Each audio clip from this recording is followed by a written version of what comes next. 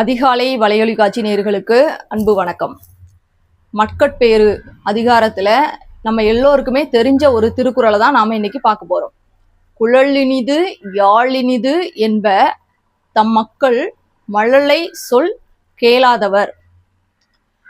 புல்லாங்குழல் அதுல இருந்து வரக்கூடிய இசை ரொம்பவே இனிமையானதா இருக்கும். அதே மாதிரி யாழ் அப்படின்றது பழைய காலத்துல இருந்த ஒரு இசை கருவி.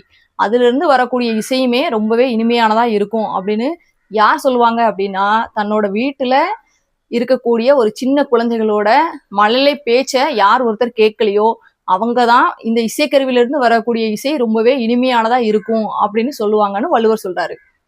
அதாவது வள்ளுவர் இதுல என்ன சொல்ல வராரு அப்படின்னா, இந்த உலகத்திலேயே ரொம்பவே சிறப்பான இசை அப்படின்றது நம்ம வீட்டுல இருக்கக்கூடிய சின்ன குழந்தைகள் பேசக்கூடிய ஒரு பேச்சு தான். அவங்களோட பேச்சுக்கு அப்புறமா தான் இந்த இசைக்கருவிலிருந்து வரக்கூடிய இசையெல்லாம் ரொம்பவே இனிமையானதா இருக்கும் அப்படின்னு வள்ளுவர் சொல்றாரு. நாம பாட்டு கேட்கணும் அப்படின்னா நம்மளோட கைபேசியில கேட்குறோம், தொலைக்காட்சியில பாக்குறோம். அப்படி இல்லைன்னா ஒரு 2000 ரூபாயோ 3000 ரூபாயோ கொடுத்து ஒரு கான்சர்ட்டுக்கு போய் அங்கேயும் போய் நம்ம பாடல்கள், அதாவது நம்மளோட மியூசிக்கை நம்ம கேட்குறோம். ஆனா காசே கொடுக்காம நமக்கு கிடைக்கக்கூடிய ஒரு இசை அப்படின்னா நம்ம வீட்டுல இருக்கக்கூடிய நம்ம குழந்தைகளோட அந்த மழலை பேச்சு தான். அதனால நாம எப்போதுமே அதை தவற விட்டுறக்கூடாது.